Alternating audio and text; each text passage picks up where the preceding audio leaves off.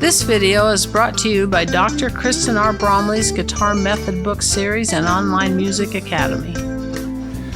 Hi, I'm Dr. Kristen Bromley. Welcome to my online academy. I am delighted to be here helping you with playing the guitar. In this quick answer episode, I'm going to be explaining bar chords. So there's basically two parts to bar chords. One part is knowing the chord shape, so how to play a certain type of chord, and the other is knowing where to put that shape along the guitar neck to play a specific chord. So we'll take a look at both of these. Basically, with the chord shapes, any chord that we play in first position, G, C, D, E, A, the minor and dominant seventh versions, any of those that we can physically put a bar in front of can actually make a bar chord. So we're going to look at the two most common. That's taking the E chord and the A chord, and then I'll just sort of cover the other options at the end. So with the E chord shape, so we've got the E chord right there in first position, just a nice E major chord. The reason this rings as it does with the open strings is that they're pushing against this nut, so it's sitting there tight. We get those pitches ringing. When we shorten the length of the neck by putting a bar pushing all the strings against a fret, we can use that same shape in front of it and we'll have a major chord. And I can move it up a fret and up a fret and keep moving it up. And so on and so forth. I just need to know one shape for a major chord, which matches my E shape with a bar in front of it. That's all I need to know, and I've got a major chord. It's as simple as that. Then the trick to knowing where to put that along the neck is knowing the notes on the sixth string. So up here on the board I have this shape drawn.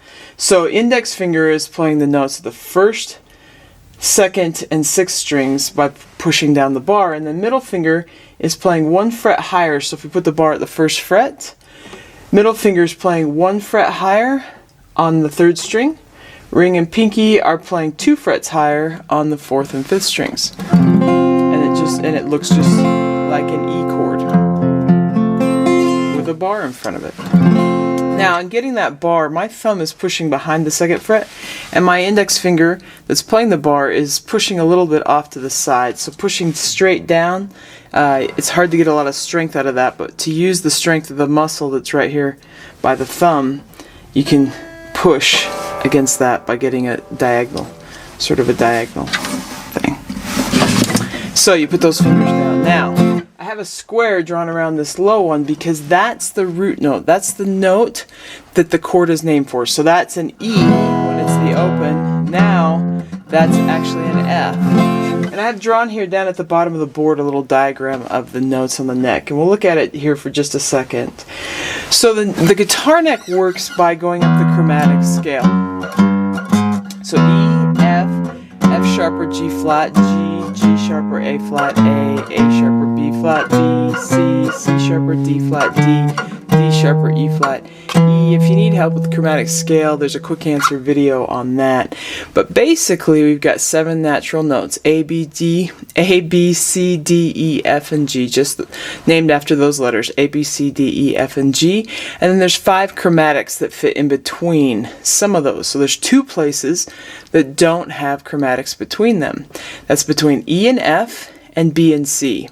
So in between the notes E and F and B and C, they're going to be adjacent, and all the other natural notes are going to have a fret in between.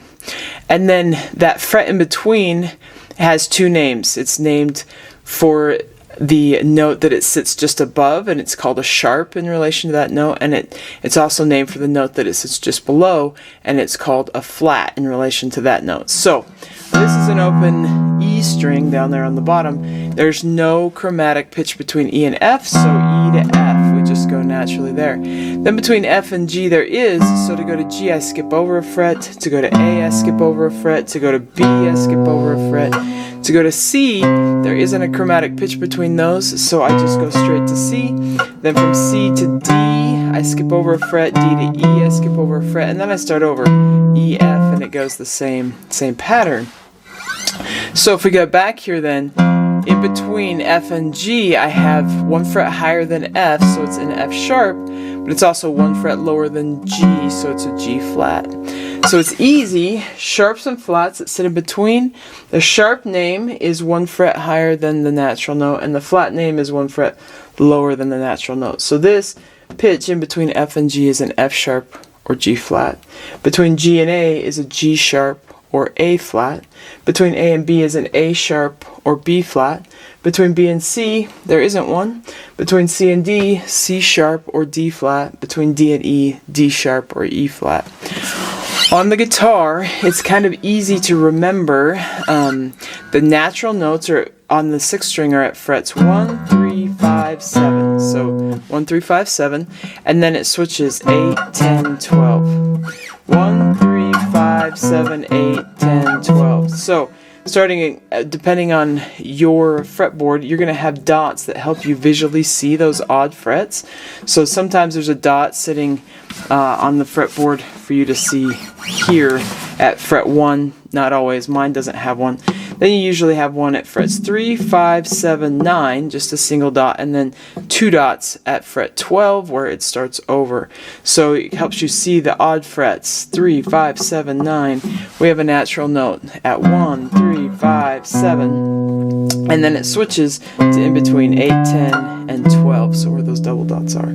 So this is my low root note. Wherever my bar is on the 6th string, whatever note that is, that's the version of the chord that we would be playing. So I have my E. If I stick my bar at the 5th fret, this note on the 6th string is an A. So if I put my E chord shape in front of that bar, I'm now playing an A chord. If I put my bar at the 8th fret and I bar there, I have a C note on the 6th string at the 8th fret. So if I put my E chord shape in front of that bar, I now have a C chord. I play a C major. So if I were to stick my index at the 6th fret and have my bar there and then put the E chord shape in front of it, I now have an A sharp, because it's 1 fret higher than A, which is at the 5th fret, or a B flat, which is what we probably see more commonly, which is 1 fret lower than the B. So A sharp or B flat. Simple as that. Now if we go back to these chords here, the E chords, we have E minor. So I could put a bar in front of it, so I'd have F minor at the 1st fret, G minor at the 3rd fret, A minor at the 5th fret, B minor at the 7th fret, C minor at the 8th fret, D minor at the 10th fret. I could also have F sharp or G flat at that 2nd fret, G sharp or A flat at the 4th fret, A sharp or B flat at the 6th fret. At the 9th fret, I'm going to have C sharp or D flat minor. And then at the 11th, D sharp or E flat minor. I can also do it with the dominant 7th, so that's our A7, B7, D7, G7, B flat 7. It's the chords that have the root name and then the number 7 sitting next to it. So I have E7, I can create F7, or G7, or A7, or B7, or C7, D7, E7, or A flat 7, G sharp 7, B flat, or A sharp 7. So it's as simple as that. That's the 6th string. Sometimes, or oftentimes, the E chord shapes are referred to as the 6th string bar chords because the low root note is on the 6th string right there with where our bar goes. So it's as simple as that. So we have the A string as well. It's kind of having both E and A helps us not have to shift around a lot as we're playing chords because they're going to be in similar places next to each other as we're playing songs with bar chords up the neck. So a lot of times we'll have a bar chord that we just sneaks in amongst the 1st position or open position, our basic chords. Maybe we need a C sharp minor or an F sharp minor or a B chord intermixed with our 1st position chords.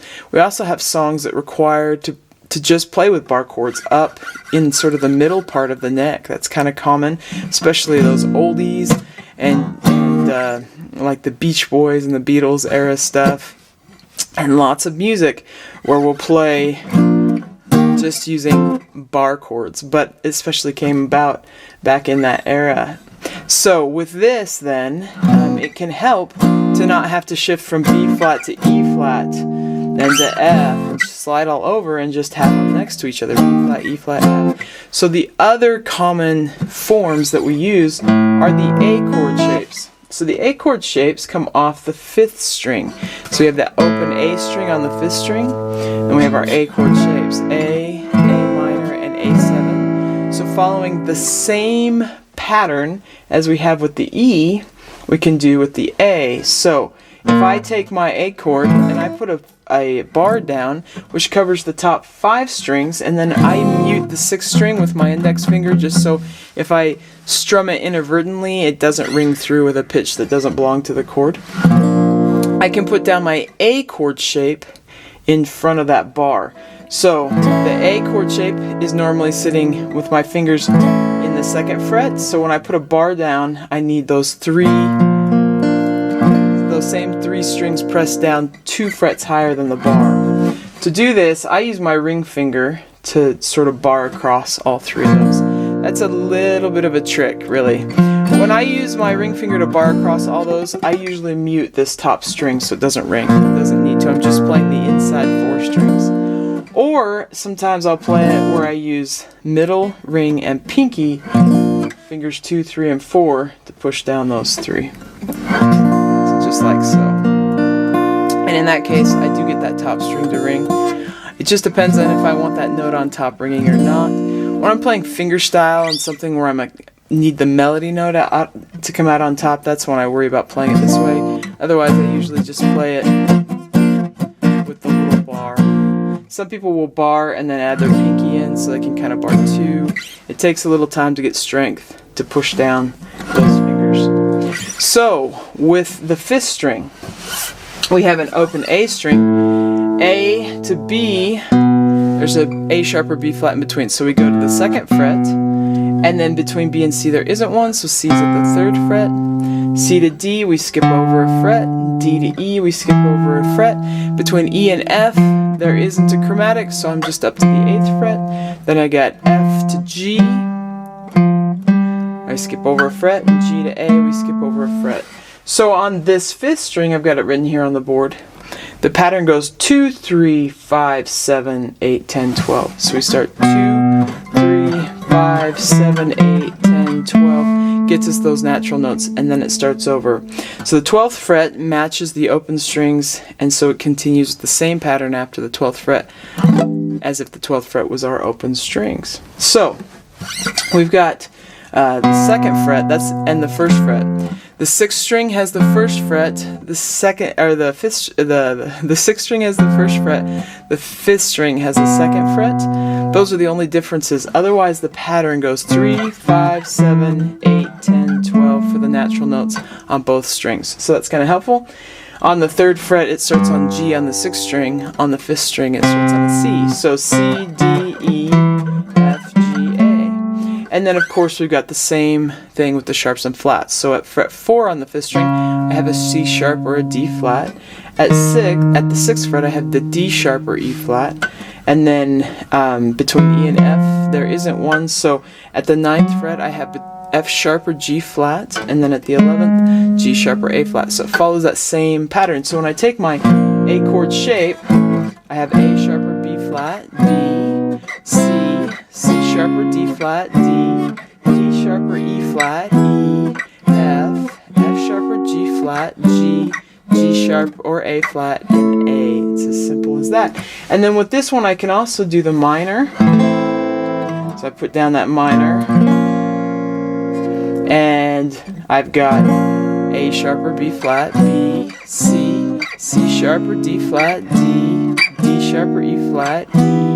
And when I'm saying this, of course, it's minor. So F minor, F sharp or G flat minor, G minor, G sharp or A flat minor.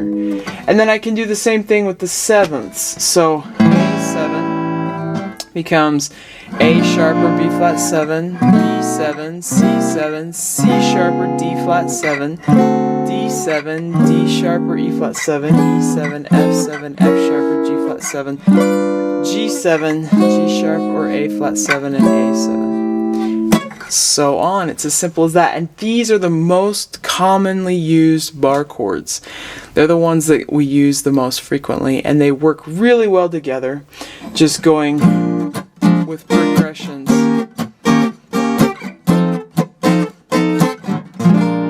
Like so. So with other bar chords, and maybe you've heard of the term cache and so on, basically any chord that's in the first position that we can physically put a bar in front of, we can turn into a bar chord. So G is a little bit of a stretch, but I've got a G chord there. If I take my G up 2 frets and then put the bar in front of it to cover what would have been the open strings, and the trick is that it's got to be, there's a fret in between, so it takes quite the reach. But now I have a G-shaped bar chord, and my ring finger, the lowest note played on that chord, is on the 6th string at an A, so this would makes it into an A. I occasionally have played this in music, but not very often. More often though, I have played the C. You can take a C chord, and if I move it up and put that shape down, I've got to replace my fingers and put a bar in front of it, and because the lowest note being used here is at the 5th fret on the 5th string, it's a D, so I'm playing a D chord with my C chord shape. Another common one is just to take F and move it up. We're already barring, so F, for example. Now F is just the top 4 strings of that E chord shape, actually. So it's just the top 4 strings. You could also have like a D. So this one, I'm going to have my index and I have to reach across the fret again, so not everybody finds that comfortable. But this is my index finger, has that lowest note of the chord. It's on an F pitch on the 4th string, so this is an F. So I could do the same with D7, now it's F7. Any chord that we play in first position that you can physically do it with can create a bar. But in a lot of cases, and in most cases, if somebody wants the G chord shape, C chord shape, D7, D, those sorts of sounds, usually just put a capo on and then play with the shapes in the new key. So, I hope that helps. Bar chords are great. They open up the window into the neck of the guitar. Take care. Hope to see you again. If you found this video helpful, please hit the like button and subscribe to the channel. For more in-depth lessons and to progress through a free guitar course, check out my Guitar 101 series on YouTube and my guitar method books, which all come with access to hours of in-depth video lessons. You can find more information about me and my products at KristenBromley.com. Take care.